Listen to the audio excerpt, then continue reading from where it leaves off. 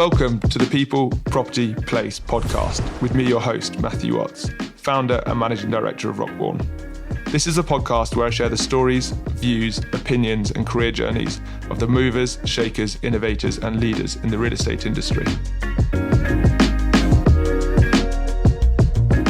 Welcome to the podcast. Today we welcome Mariya Tsvetkova, who's an investment manager at NREP. Welcome to Rockborn HQ and the podcast studio here. Thank you so much for inviting me. Really, my pleasure. I guess there's so much ground to cover, and I've been a long admirer of you just in terms of your career and your views and what you've been doing. And I think probably a good place to start is probably just your background and how you got into real estate, and then I'd just be intrigued just to understand a little bit more about that route. Of course, and it's embarrassing how many years it's been since we first met.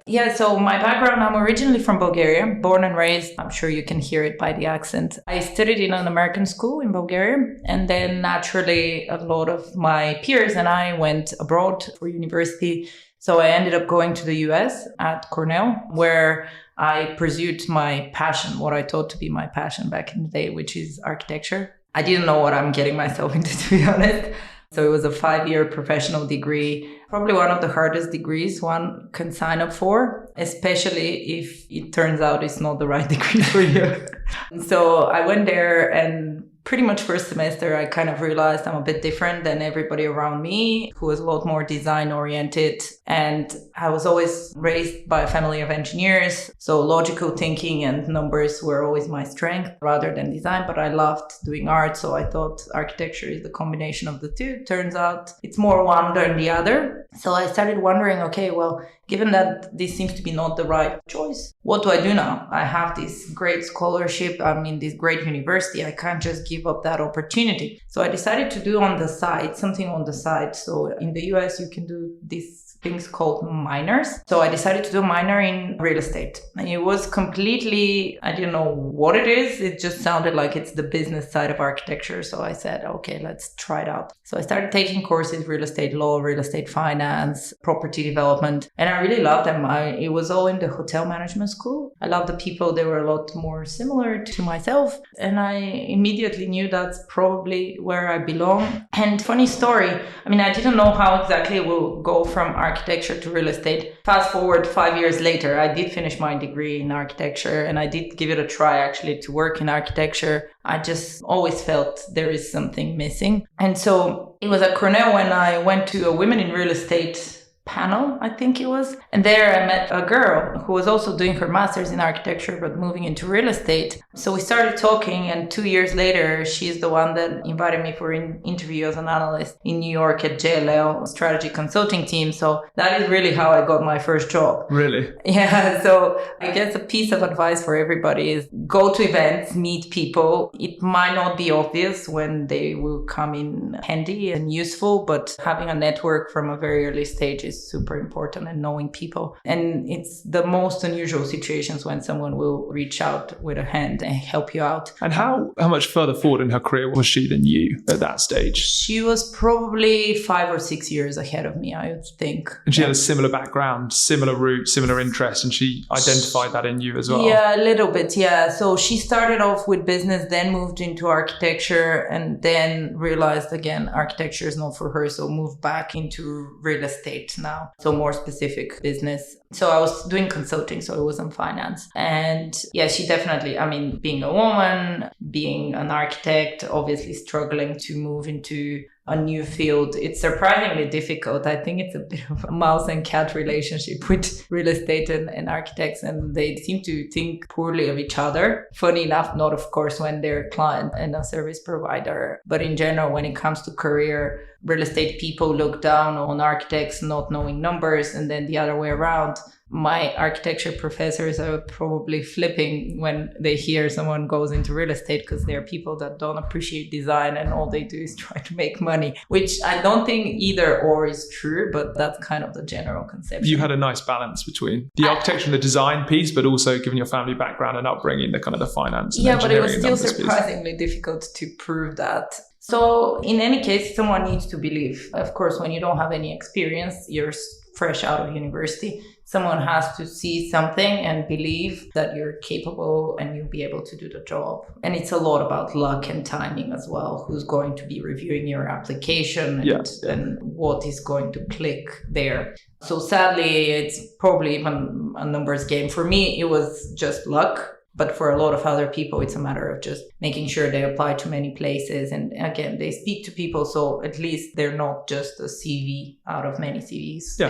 They're a person. You made your own luck, though. Attended the event, network, met some people. That was just pure luck. So Dejana, if she ever listens to this podcast, thank you. You really were the beginning of my real estate career. So I joined JLL and I really loved it. It's a very unique team within JLL. I was in New York for a year. Oh, the other complexity was obviously in the US. You have very strict immigration rules. So even if you graduate from an American university, you need to have a sponsor to sponsor your work visa. Yeah. And you go through a lottery process. And JLL luckily sponsored me, but I didn't get the visa. So great company though. They offered me to move with them to Singapore, which at that time I decided I've had enough being away from the old continent. I want to come back to Europe. So I ended up joining Heinz at that time. But again, that wasn't a straightforward. How did that come about? So back in university, ULI, Urban Land Institute, and Heinz, they have this competition, the Heinz ULI competition in the US. Now it's actually also in Europe. And in universities, you hear about these two company and organization, non-profit organization. And also we had Jerry Heinz, who's the late founder of Heinz, come and speak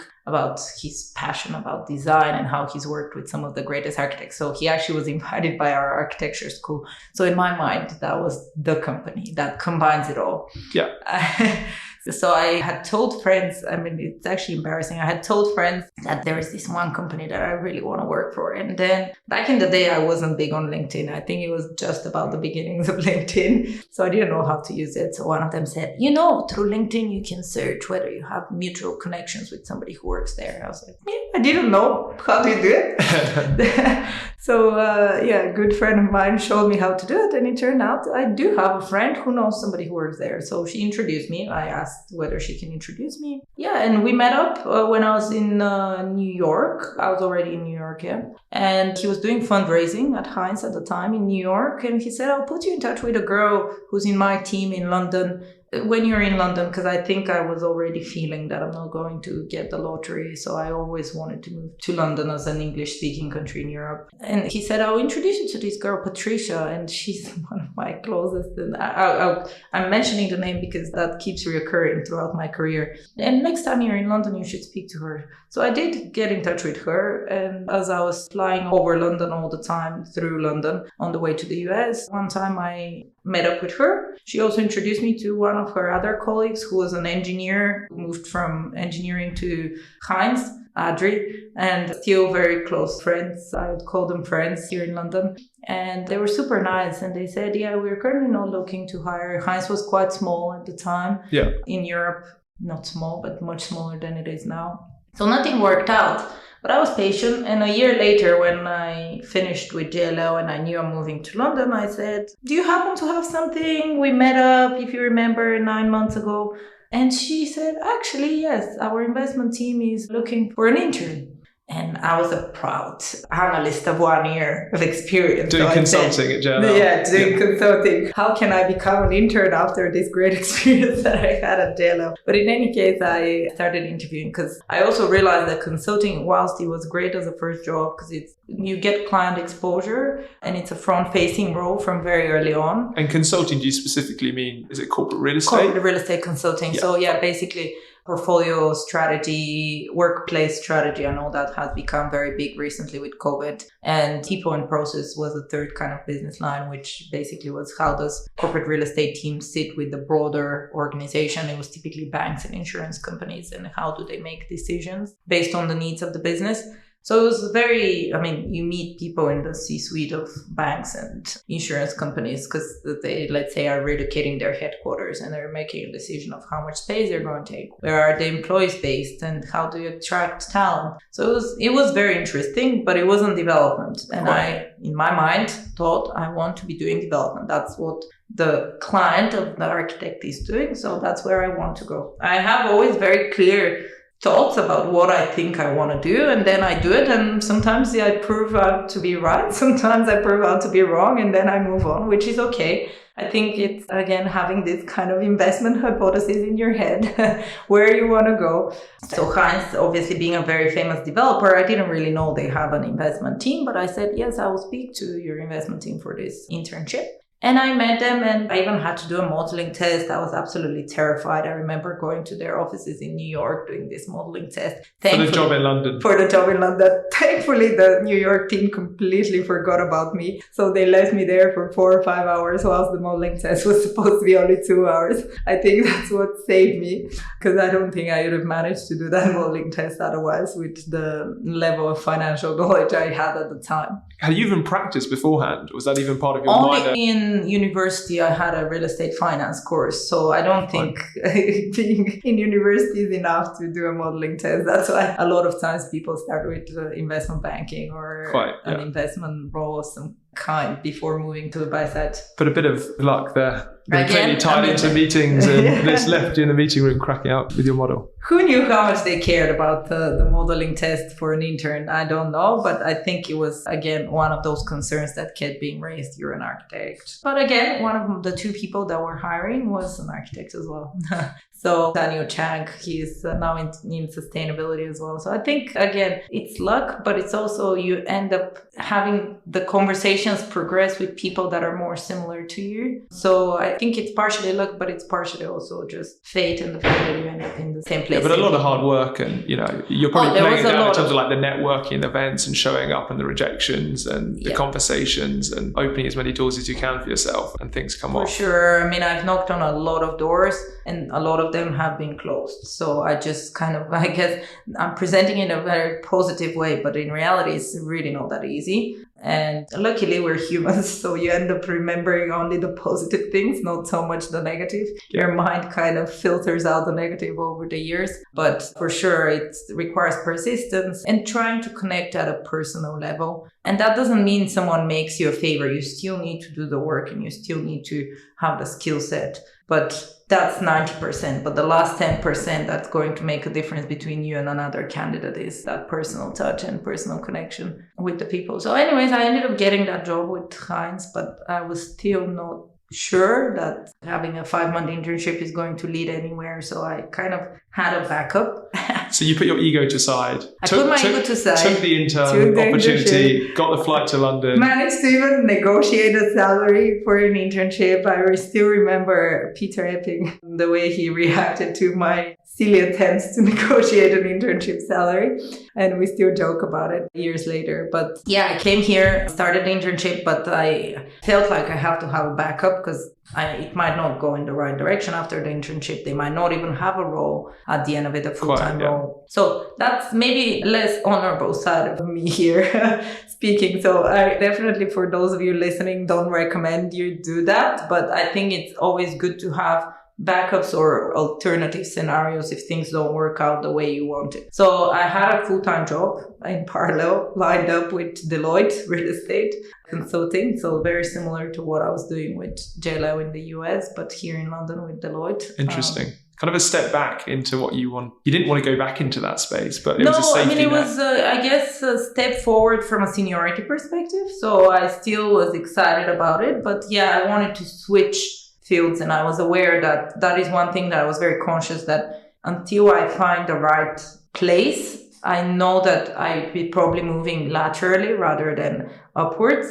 And so it's better to do it early in your career, because even if you have to make a lateral move, you're still learning, and it's good. And in the end, the different pieces of the puzzle will come together. 100%. But it's harder when you're older. Let's say I have some of my friends from university try to move away from architecture, let's say 5-6 years after working in architecture practices. It's a lot more challenging. You have to probably go have a degree, do an MBA or do a master's in real estate, then start back from being either an analyst or an associate, because they don't have the right background, and it's very difficult to sort of jump into a mid-level role at that point. So I was very conscious that I want to make the moves early on until I find the right place in the real estate industry. So yeah, in a way, it was a step sideways from where I wanted to be. But it was a great opportunity, so I took it as an alternative route. But in the end, maybe it helped, maybe looking desirable to somebody, and it's a little bit like in dating life.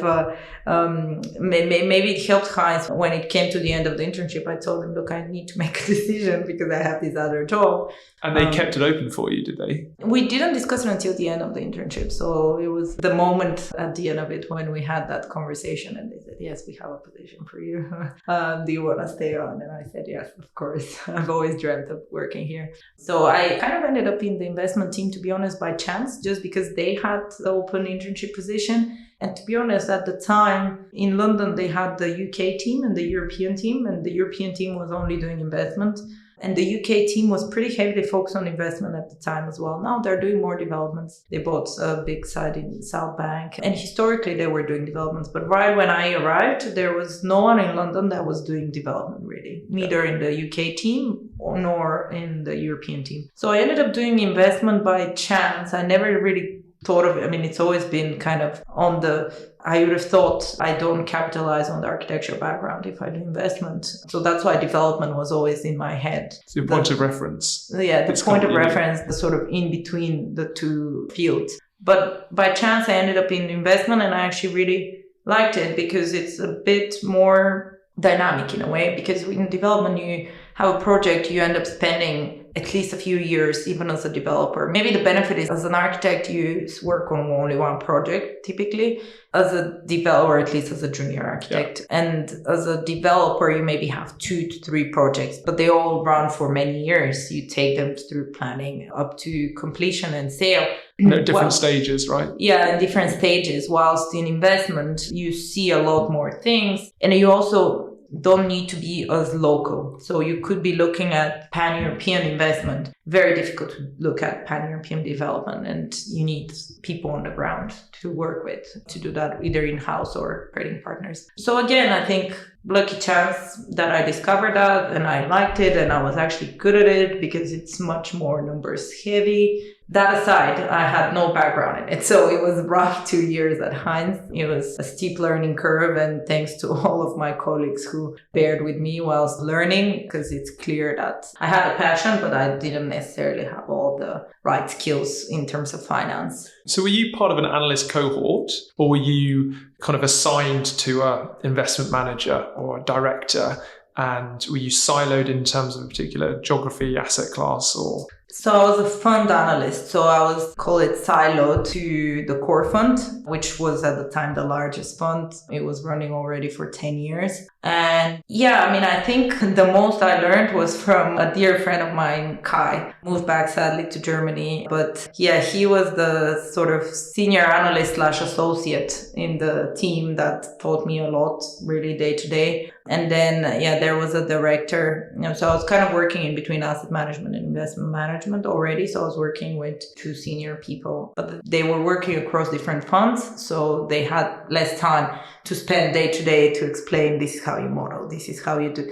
So it was a steep learning curve and a bit painful at times, I have to say, because there were things I didn't know, but it was really great. And the reason why I ended up looking to leave, well, on one hand, I think I probably burned out a bit because it was such a steep learning curve. But on the other hand, it was a core fund. So again, that passion about development never went away. So I wanted to try at least be either doing value-add investments, so that have a bit of a development component, or be even more hands-on and have myself touch the building and be part of the design process, the planning process. I just always felt like when I go into a building, I still didn't have a clue, let's say, how big is it, or what are the kind of things that I should be looking at.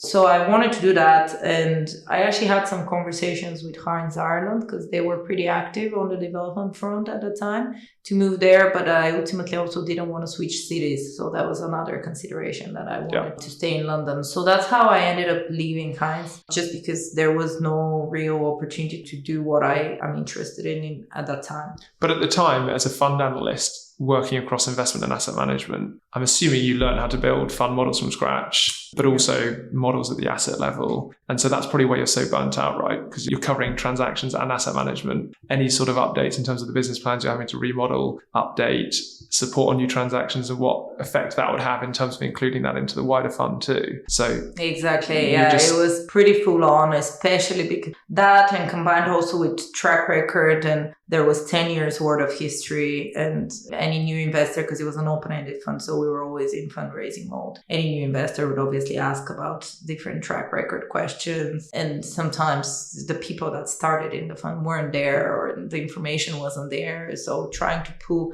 information from different sources. They had the fund model, exactly. We had many assets, and the fund model, let's say, wasn't there.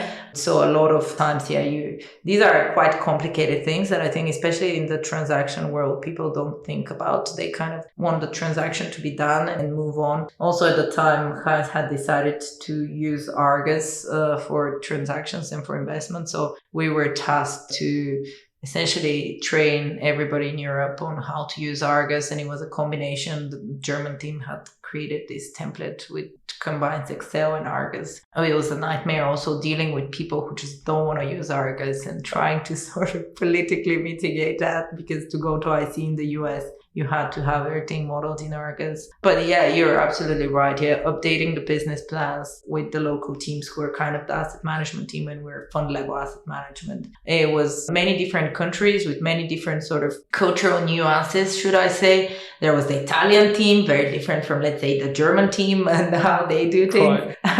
So I think in general, yeah, it was fun from that perspective, because I got to know everybody at Heinz, in probably 90% of the people in Europe, and managed to make really good friends now that I know across Europe. So it's really lovely to now go to these pan-European conferences and see old friends. But yeah, it was very tough, and I was learning, and it was almost the fund level financial modeling is very different from the asset level one. And it sort of taught me things about, I don't know, it's very much more macro as well. Like, how would you create your allocations? And you need to follow politics in each country and know where are elections happening, what's the risk, where should we over allocate, and be able to answer all those questions, but also fund level hedging strategies and financing strategies. And so it's less about the real estate, it's more about making sure that, let's say, your cash flow is sort of not jumping around, so you don't have big relettings in certain years, or making sure that it is more like financial investments rather than, let's say, real estate investments. So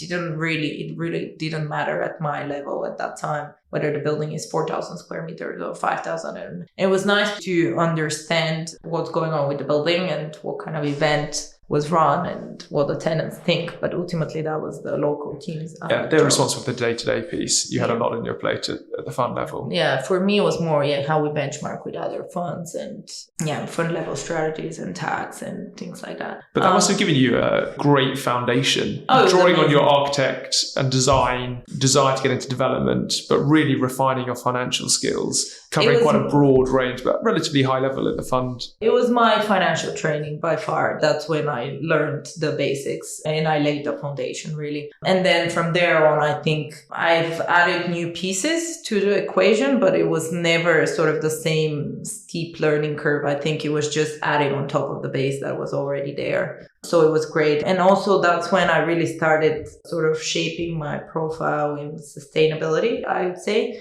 Well, at the time, it was a formal role, but now he has the formal role. So actually, the two people that I worked with at the time, Daniel Chank and Peter Epping, are now the European and global head of ESG for Heinz. So again, I think lucky coincidence that I ended up working with them specifically, but we were the first ones to start looking into GRESB at the time. So fund level sustainability certification, and from there on implementing pan-European sustainability tools like energy monitoring and metering and certifications and things like that. So it was the first time that I started hearing things like, oh, you don't talk about your tenant, but you talk about your customer. And this is a big difference. And initially, I didn't really get why people are so bothered about the wording of it. But over time, I obviously learned that it's a mind shift rather than the word itself. What was driving that kind of ESG and sustainability kind of bet? Was it investors? Was it occupiers? Was it just, the management trying to...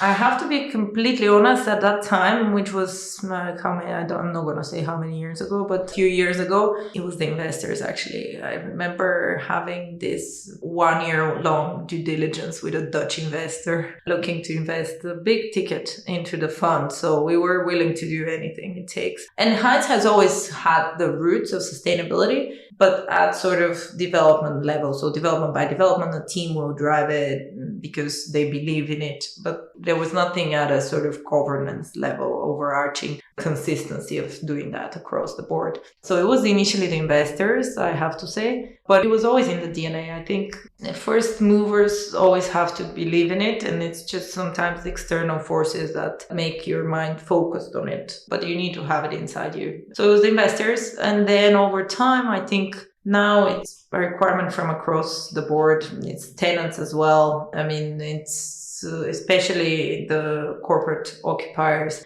They have their own net zero commitments, so they need sustainable, let's say, offices. And we're going to see it more and more from sort of the individual customers, because now at NREP, we don't even do so much with corporate. We tend to sell directly to customers. By sell, I mean sell products, not sell apartments. Yeah. So I think the consumers, as well as we're getting Gen Zs everywhere, being in more of a decision-making role, that's super important to them. And it's also actually important to attract talent. I've seen this firsthand when we were hiring analysts in our London team. That was one of the things that really drives people, and they want to be part of a company that's committed to sustainability. And that was one of the reasons why, for example, I joined Four Partnership. So after Heinz, I ended up in a small boutique firm called Four Partnership, which at the time was one of the few pioneers that were focused on sustainability ahead of everybody else. And so my sort of sustainability journey really sort of took another level when I was at Four, and I learned a ton. And it was, as I said, I think the foundation in finance happened at Heinz. The sustainability probably knowledge happened at Four, where we were ahead of the curve, but not only on the investment side, but also on the development side. So we were doing pretty hands-on development. So finally, I got my development role that I was looking for, the boots on the ground. And I ended up spending 3 years there. And yeah, I learned a lot about social impact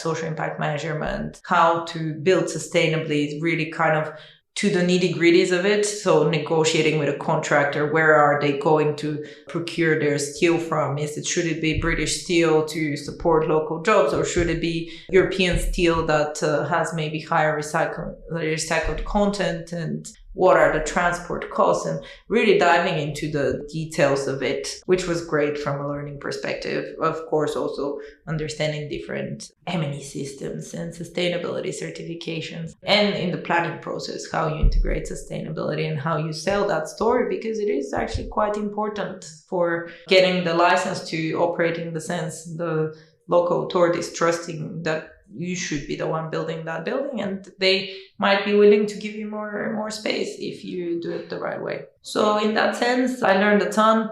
Going back to why I came back to a more pan-European investment role, having done a loop around to boots on the ground and development on the ground and investment, very hands-on investment, I realized I'm becoming a UK expert. And it was just strange that I spent so much time in just one market, given the international background that I have. I used to spend time in Bristol and Birmingham, and everybody's very local there. So it just felt like I'm not the right person to be doing that, and I'm not capitalizing on everything in terms of my background. So I wanted to do pan-European. So I now knew I like pan-European, but I don't like core real estate. So I want to be doing pan-European value add / development. So you kind of got all the pieces of the puzzle by this I got stage. all the pieces, but then I didn't really know who could be doing. So at Heinz, again, they have very strong local teams. So even if it's a value-add investment, you still have the local teams sourcing and executing on the development, and sort of, because you have such strong boots on the ground across the organization, you are not as involved yourself.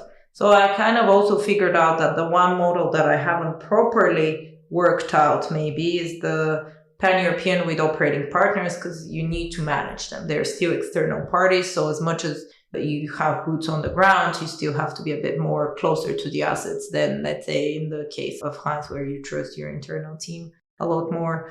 But at the same time, I knew that a lot of these pan-European PE-esque style companies that work with local operating partners out of London tend to be quite aggressive players, very PE style. So I wasn't sure, having been a bit burned out once already, I wasn't sure whether that's what exactly I want to do. And it was also COVID at the time. So I think a lot of us ended up having this aha moment during COVID where you all of a sudden started paying attention more to your lifestyle and how you are. And I guess that balance, all of a sudden I realized I'm also coming to an age, so it's time at some point to have a family. And the next move that I make, I want it to be a bit more sustainable and long term. So I need to get those things right. So it's not anymore about 2 years with a great experience in a PE shop that I'm going to get a lot of deal flow, right?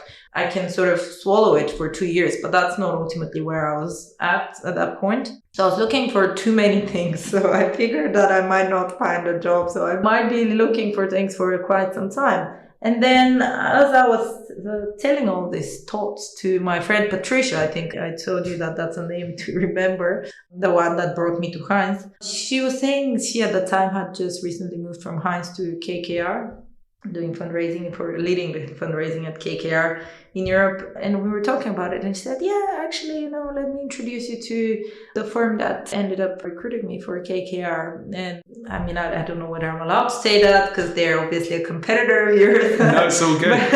Yeah, so she introduced me to the ladies at Bohio Partners, and they at the time told me, look, you are a bit more junior than the typical roles that we tend to recruit for. And I said, that's fine.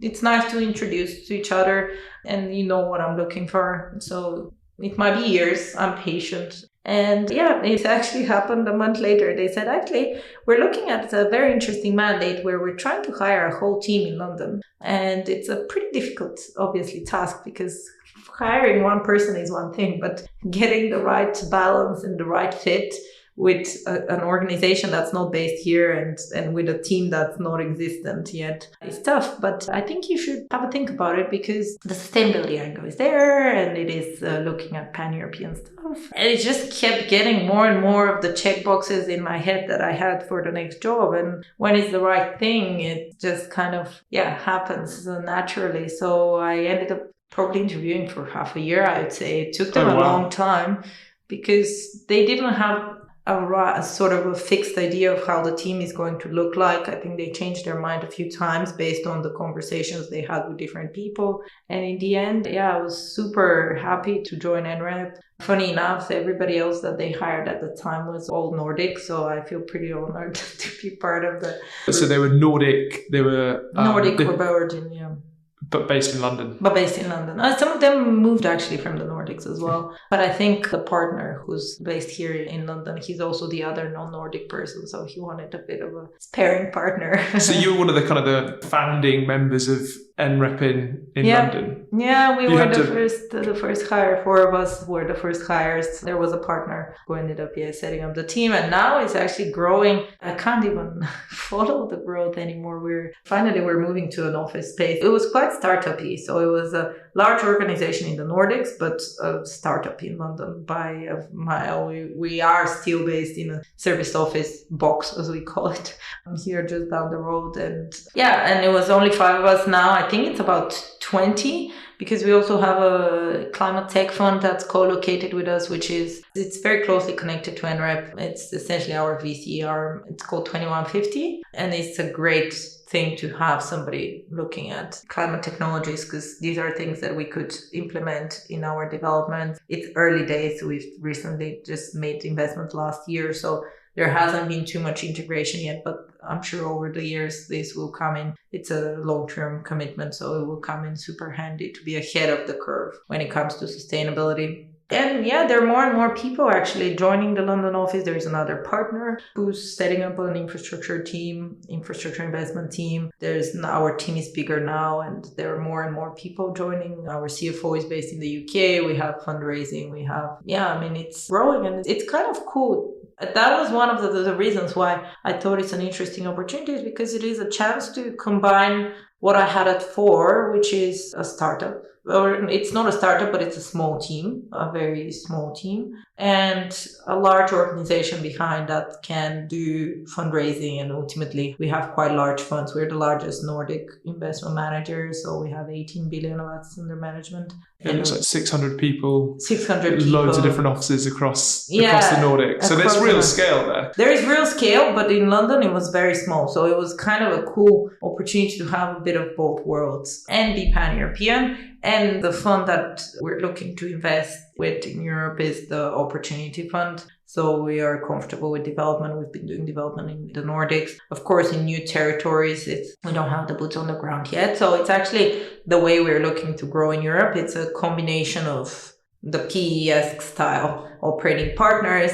and alongside that, also having boots on the ground and hiring people and building teams, which the fact that people come from management consulting, I think it's a big difference in a sense, because they can build teams and they can build an organization from scratch, which I think maybe in real estate we're not trained to do that. So it's an interesting learning experience to work alongside such people. So there are teams actually based out of the Nordics, which are kind of like, we call them new markets teams, which are responsible for building an organization in different markets that we're interested in, which currently is Germany and Benelux. For us, mainly Germany to begin with, and then Benelux. So the business was set up in 2005. It's got Novo as the main capital partner, LP, Is that right?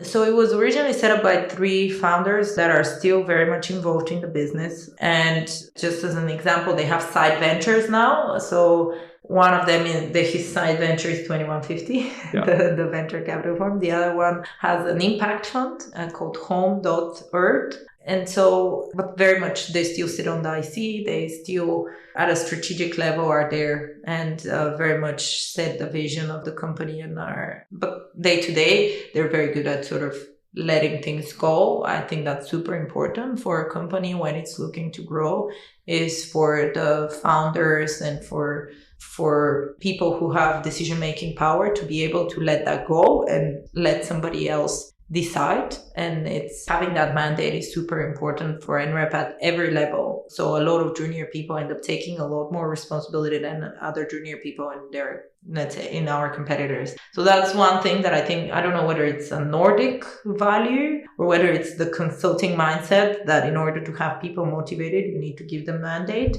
But it's something that I sometimes have sort of found challenging myself. I had a conversation with a partner, and we're starting to look into the UK, to new markets into the UK. So I thought I should be involved. I didn't really know why I thought I should be involved, because I'm based here and I know the market, but I didn't want to be just involved in that, because I want to also explore new markets. But that was the reason why I moved you don't want to move from 4 doing UK regional stuff to NREP doing UK regional stuff. Exactly. But then, so that's when I had that conversation, and they said, you're not interested in reality, so let other people have the mandate. And it is something that I'm kind of learning, and I'm growing, and I respect that a lot, actually. The fact that people are given mandates. And the same goes to me. I'm sure they can hire a German person covering Germany that speaks German, and it's going to be a lot more beneficial, let's say, than Maryia in London without German. But having that mandate is important, and I think it's great. And the fact that I get to work with a lot of different teams, so I work with the living teams, with the care teams, with the office teams to a certain extent, it's super cool, and it's nice also to translate the culture from the Nordics to other offices. So it's great. So from the way that it's set up, there's different funds. Is it kind of core to opportunistic, or is it more the value at an opportunistic level? And then in terms of geography and asset class coverage, it's all operational real estate. So anything student care, office, logistics. Yeah. So we have two types of capital mainly, setting aside the climate tech venture capital fund. So one is Core Plus, evergreen, open-ended fund called NIP, Nordic Income Plus. So for someone who doesn't know what an evergreen fund is. Evergreen is an open-ended fund, so it doesn't have an expiry date, so you don't need to dispose the assets. You can, in theory, hold them forever. And it was a very conscious choice to raise that fund and to start continuously raising it. So similar to what I was doing at Heinz, that's an open-ended green fund. So we wanted to have permanent capital because with the development funds, you have to exit at some point. And as we started developing operating platforms, we thought we're the best asset manager of the assets that we developed with those operating platforms, which, as you mentioned, student housing. We have a student housing co-living platform, a care platform, build-to-rent platform, senior housing. We have even intergenerational living platforms in the Nordics. So logistics, we're the largest logistics operator in the Nordics. So it's important to have the right capital to retain management. And we think that that's also beneficial for investors because we're the ones that know how to operate them best. So to extract most value out of it and in the most sustainable ways. And it creates that long-term vision, which from a sustainability standpoint is super important. But it's not easy. So in theory, we would have wanted to, develop with the development fund and then move and hold with the Core Plus fund. But everybody who's done recaps knows that that's just very conflicted transactions and they're not easy. So it's still a learning process, but that's kind of the vision. So at the moment, the Core Plus fund is only in the Nordics. So it's not looking to grow into Europe yet. Obviously, growing into new markets, it's a slightly riskier move. So it doesn't make sense to do that with the core fund. So we have an allocation in our opportunity funds to invest outside of the Nordics. So we entered Poland. That was the first market that we entered outside of the Nordics. So that was done in sort of the two ways that I mentioned. One was acquisition of a company with a team. So it was a public to private in logistics. And the other one was more naturally and organically building up a team that does residential investments and doing forward fundings. And so now we're bringing some of our operating platforms into the market, the build to rent and the co-living platform. So, and there is a big team now, I think 10, at least more than 10 people. I think it's bigger than the London NREP team in Poland. But that's what happens when you start doing actual investments in that market. We haven't started doing investments in the UK yet. So hence why the team is kind of still small, but I'm sure that as we're starting to look into it, the team will end up growing faster, which is super exciting to have people doing different things. So it's not only one team based in London. And then in terms of your role of progression, you're spearheading some of these transactions, are you? Or you're originating opportunities? Yeah, so my role is specifically focused on origination and execution of living and, well, initially it was living, but living, care and office maybe, but the office is growing less outside of the Nordics. And so corporate transactions, which is essentially anything that's not a single asset transaction. So it might involve an OpCo, an operating business alongside.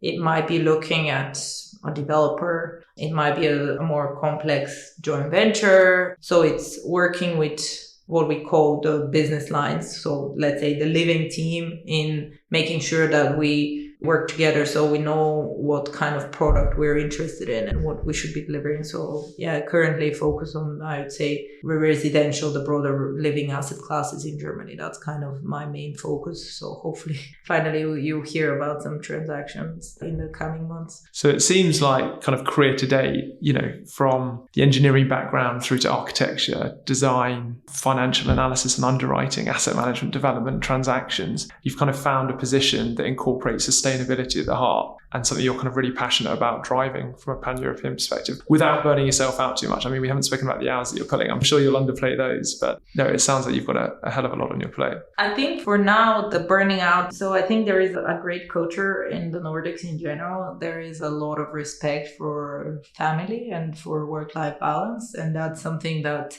NREP very proudly wants to translate in other geographies because it's the right thing to do. Look, it's still an investment world and transactions, so sometimes you're going to have to pull longer hours, but the fact that there is respect and if you can decide basically to a certain extent have a control over your hours, I think that's a lot more important than, let's say, having to work occasionally longer hours, because at that point you just want to do it because it's something that you take pride in. Again, talking about the mandate, so you want to pull the hours so that the transaction happens rather than someone told you need to stay late because XYZ. That's the main difference, and that's something that, or same goes also with the going into the office. I think with COVID behind us, hopefully forcing somebody to be in the office just for the sake of having FaceTime doesn't work. I think having the flexibility to decide when to be in the office, I think people end up realizing that it is important to spend some time with your colleagues because otherwise it doesn't feel like a team. But having to force people to be somewhere, I think it just doesn't work. So as an example, our team is currently all over. Whoever is from Sweden or Finland, they're back in their home countries and there's no one in the office. And for the most of August, some people will be working remotely. That being said, when we're in London, we spend a lot of time in the office together. Sometimes people travel, so it's not always plausible, but it's the only way. And same goes with the teams in the Nordics. I sometimes go to just spend time with the team because it's so different when you're there in person. But it's ultimately the mandate and having the ability to decide for yourself what works for you. That's kind of, I think, the main part about work-life balance, not necessarily the number of hours, or it's still a competitive world, so you cannot just not work enough. It's just how you work. I think it's more and more the question. Yeah. And just from like an ESG and sustainability perspective, when you're looking at these deals, how are you appraising them, underwriting? What kind of data are you considering? I'm sure, as you kind of touched on, you're at Heinz, you're looking at the nitty-gritty aspects of all parts of the value chain. Is that still very much embedded in the ethos and your approach at NREP?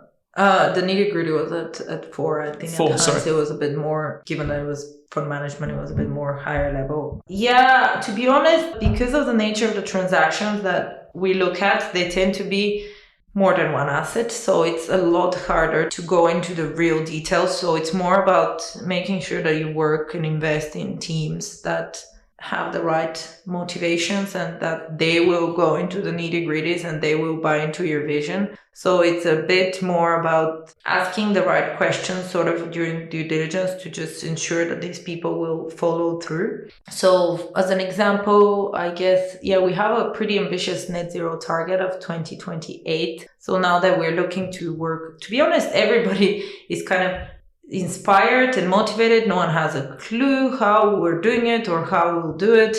There is a lot of strategy and where our carbon footprint needs to be. There is sort of a little bit of a, how do you translate that into all the way down to the nitty-gritties? That's like the difficult aspect and make it still work. But it's starting to ask the questions early on at the right time before you set the design and before you start contracting. I think that's the main, and setting those goals up front. And then I think people are smart and they will figure out the nitty-gritties. So our target is 2028.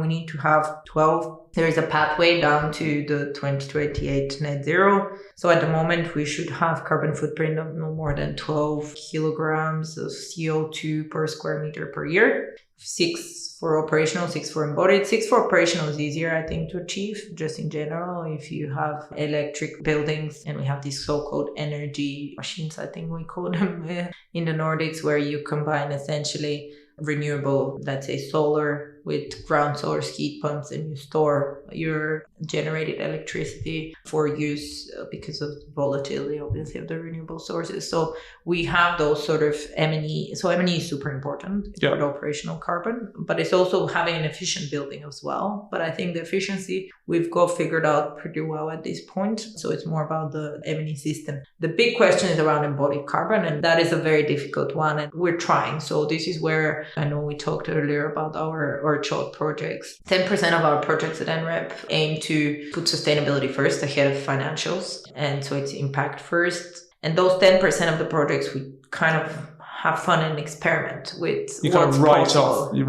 the financial upside. If it costs more to build so be it. It's only 10%. And ultimately we think that in the end, they're going to end up being sold for more. And so we'll still make the returns, but it's very hard to sort of underwrite that up front with much higher, let's say, construction period or construction costs. So we're okay sort of upfront, at least foregoing it. So we've tested different materials. So again, that's more focused on the embodied carbon because that's the more difficult one to tackle. So we've done upcycling. So Upcycle Studios used the majority of the materials. I think 70% of the materials were upcycled from other buildings. So like bricks from a metro station and window frames and everything. And then there are other projects that we're, for example, working with this Skanska thing on developing wooden modular. So a lot of our residential platforms naturally led themselves to repetition, and so modular and wooden modular. And on the modular portion, actually, through 2150, we invested in sort of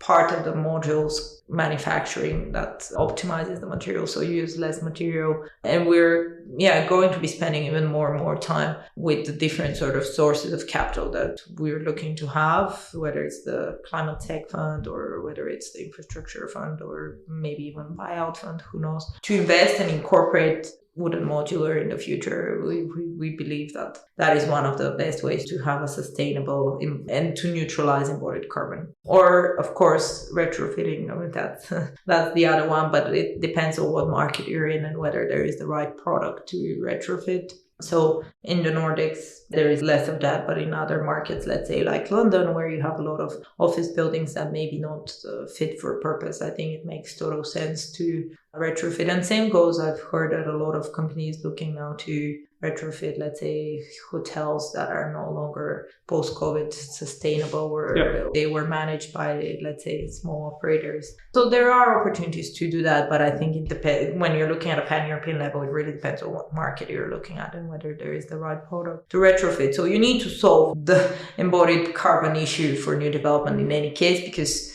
there is going to be a limited number of things that you could retrofit. And for sure, the governments need to, when it comes to just normal residential, governments need to interfere because individual owners are not going to be able to do that on their own. So there has to be government subsidies. And actually, Germany is pretty good about having government subsidies. And they have their federal banks essentially distributing those money, KfW it's called. So I hope that other countries will follow through as well. Yeah.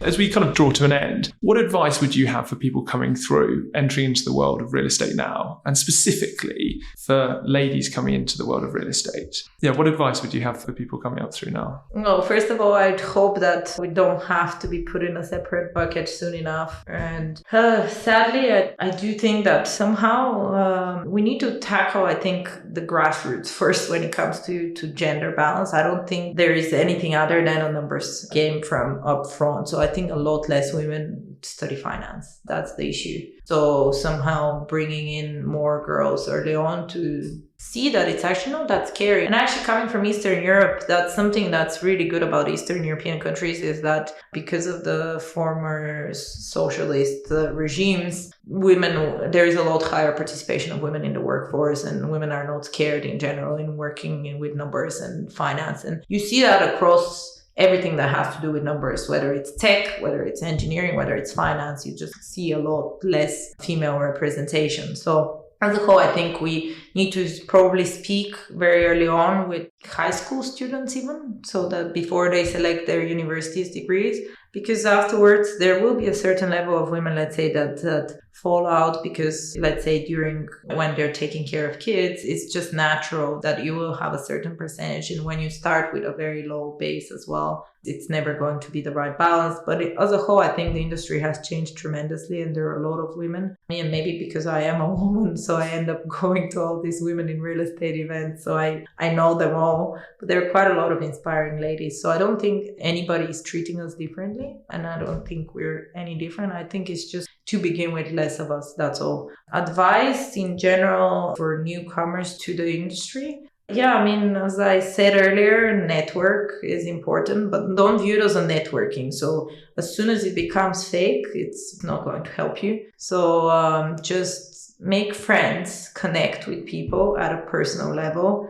so they see you as a person rather than a CV. And the worst thing is a CV that's looking for a job.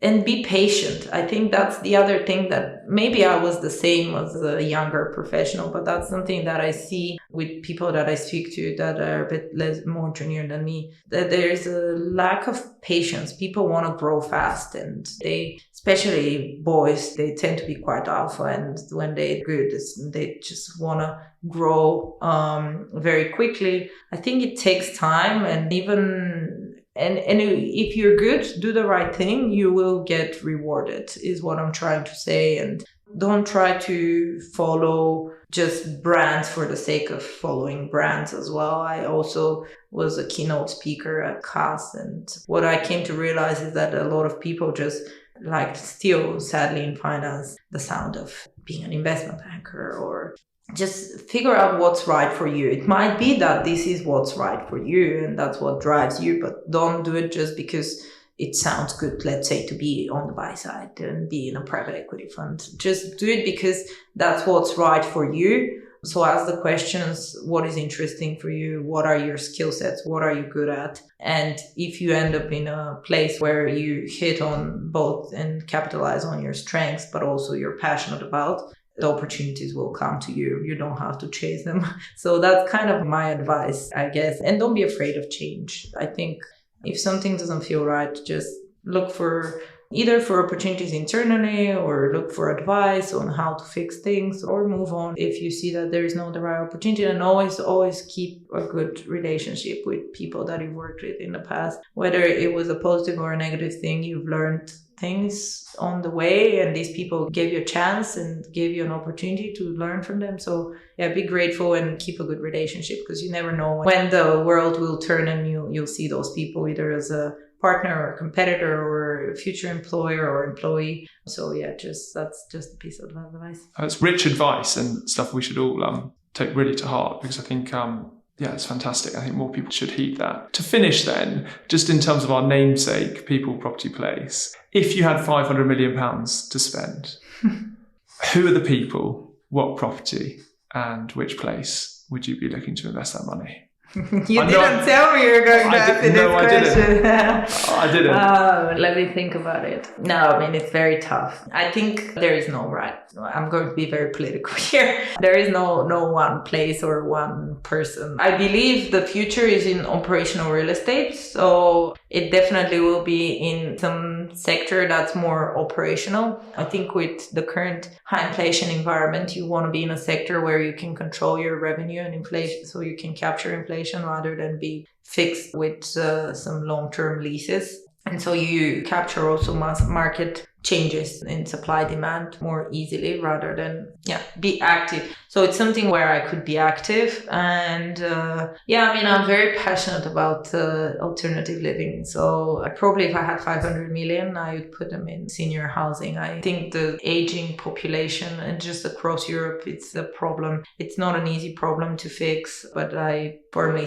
believe strongly that across Europe we need a lot more. And I don't mean care homes per se. I mean age-appropriate housing. It's just there is a massive lack of it. And how you do that in each country is a slightly different, I think, approach depending on the ownership structure in each country. But that's something that I just at a very personal level, having my parents live in a different country, I know that there are not many choices where they can spend time with people who are at a similar age and with similar interests and mindsets. So age-appropriate housing is probably where I'd put my money. And the people? NREP, of course. Or the people in NREP. Well, look, thank you so much for coming in and sharing that wisdom and knowledge today. I think there's an awful lot, as I said, that we can learn from your kind of drive, to your patience, to your long-term vision, to your ability to flex and be open-minded to new areas, but also that self-awareness to maybe move or pivot when stuff isn't changing and have that kind of end goal in mind. So thank you for sharing all of that with us, and wish you all the best as well. Thank you very much for the invitation, and looking forward to hearing some of the other podcasts as well. Yeah, well, it's just the start. So thank you so much. Thanks for listening to this episode of the People Property Place podcast. If you found it insightful, feel free to share it with a friend or colleague, subscribe, give us a rating, like or comment. It helps tremendously. It'd be great to hear from you on LinkedIn. I'm super open-minded to recommendations of which guests you think we should get on the podcast or areas of the market that we should explore further. So do drop me a message. The People Property Plays podcast is powered by Rockborn. The team recruit experienced talent for real estate private equity firms, investment managers, REITs, property companies, and advisory firms across the investment, asset management, development, fund management, ESG, cap markets, investor relations, and general practice space. So if you're considering your career options at the moment or looking to attract top talent to come and work for you, head over to the website www.rockborn.com, where you can find a wealth of resource to aid your search. Have a great day wherever you are, and I look forward to catching you next time.